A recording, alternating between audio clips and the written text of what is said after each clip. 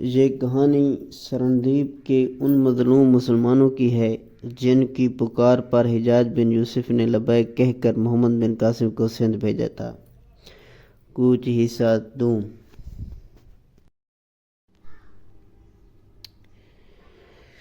چنانچہ مجاہدین ممبر کے گرد آ بیٹھے۔ حجاج نے کہا، میں کوئی تقریر کرنا نہیں چاہتا اور نہ تقریر کی ضرورت سمجھتا ہوں، صرف چند ہدایات دینا مقصود ہیں۔ یہ تمام مسلمانوں کو خوب معلوم ہے کہ جو جنگ میں شہید ہو جاتا ہے وہ جنت کا حقدار بن جاتا ہے، اور پروردگار عالم اپنے کلام پاک میں ارشاد فرماتا ہے کہ شہید مرتے نہیں، ارشاد ہوتا ہے۔ ترجمہ: جو لوگ خدا کی راہ میں شہید ہوئے انہیں مردہ نہ سمجھو بلکہ وہ زندہ ہیں، اور پروردگار ان کو رزق پہنچاتا ہے۔ اس سے معلوم ہوا کہ شہید ہونے والے مرتے نہیں مگر ان کے خاکی جسم فنا ہو جاتے ہیں۔ غرض یہ کہ جہاد میں شریک ہونے والا خواہ شہید ہو یا فتح یاب ہو کر لوٹ آئیں، دونوں صورتوں میں جنت کے مستحق ہو جاتے ہیں۔ ایک مسلمان کی اس سے زیادہ اور کیا خواہش ہو سکتی ہے کہ وہ جنت کا حقدار ٹھہرا دیا جائے۔ خوش قسمت ہیں وہ لوگ جو جہاد میں شریک ہوتے ہیں۔ تم اس ملک میں جا رہے ہو جس میں مرد برہنہ اور عورتیں نیم برہنہ رہتی ہیں۔ تمہیں عورتوں کی طرف توجہ نہیں کرنی چاہیے۔ جو شخص عورتوں کے دام فریب میں آ گیا وہ دین و دنیا دونوں کھو بیٹھا۔ ہندوستان میں لوگ پتھروں کی مورتیوں اور سونے کے بتوں کو پوجتے ہیں، نہ وہ خدا کو جانتے ہیں اور نہ اس کی پرستش کرتے ہیں۔ تم ان سے دور ہی رہنا، کہیں ان کی ہم نشینی تم کو خدا کی یاد سے غافل نہ کر دے۔ 5 وقت کی نماز پابندی کے ساتھ پڑھنا اور نفس امارہ کو مارنے کے لیے روزے رکھنا۔ قرآن شریف کی کثرت سے تلاوت کرنا۔ رسول اللہ صلی اللہ علیہ وسلم نے فرمایا ہے کہ جو شخص قرآن شریف پڑھتا ہے وہ اللہ سے باتیں کرتا ہے۔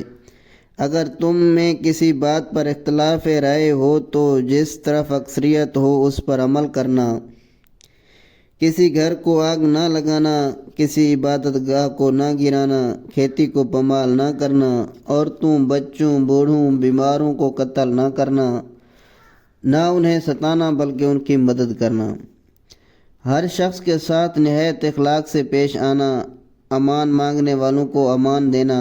میں یہ باتیں کچھ اپنی طرف سے نہیں کہہ رہا ہوں بلکہ وہ ہدایات ہیں جو حضرت ابوبکر صدیق رضی اللہ تعالیٰ عنہ خلیفہ اول اور حضرت عمر فاروق اعظم رضی اللہ تعالیٰ عنہ خلیفہ دوم مجاہدین کو کہا کرتے تھے۔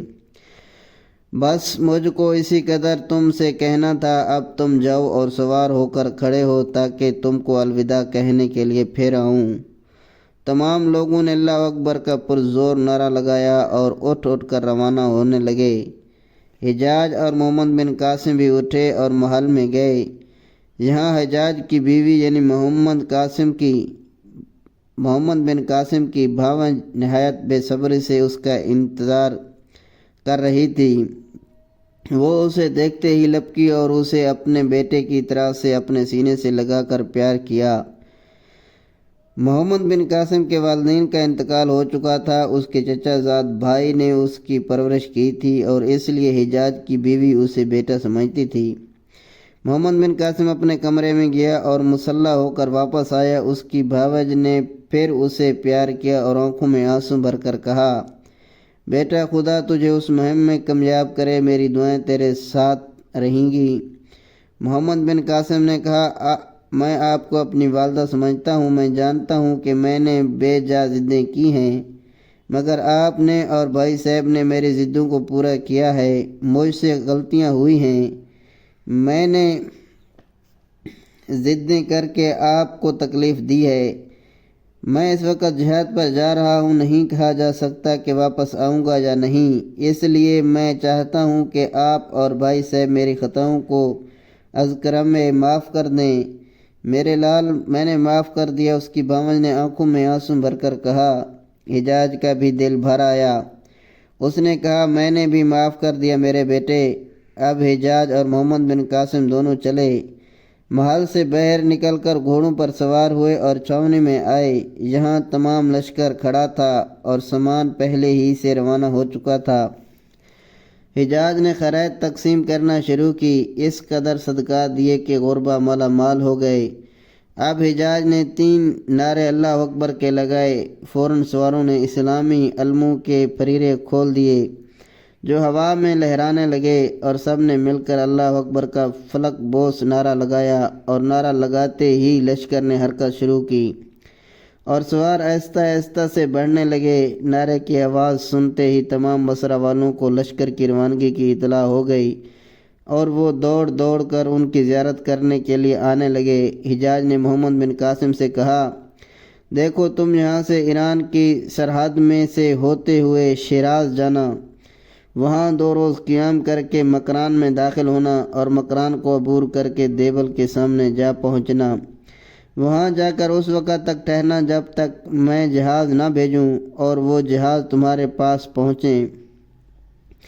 میں نے یہ انتظام کر دیا ہے کہ جہاں تک تمہارا لشکر جائے 2 سوار ہر 5 میل کے فاصلے پر ٹھہرے رہیں، اور جب تم خط بھیجو تو ان میں سے ایک سوار وہیں رہے اور دوسرا سوار دوڑ کر دوسری چوکی والے کو خط دے دے، اور دوسرا تیسری چوکی والے کو، غرض یہ کہ وہ خط دست بدست ہوتا ہوا میرے پاس پہنچ جائے، اور اسی طرح سے میرا خط تمہارے پاس پہنچتا رہے۔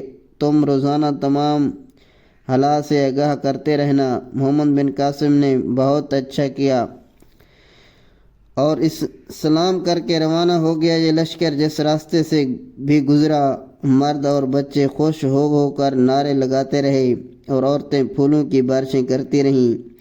آخر بصرہ سے نکل کر شیران اسلام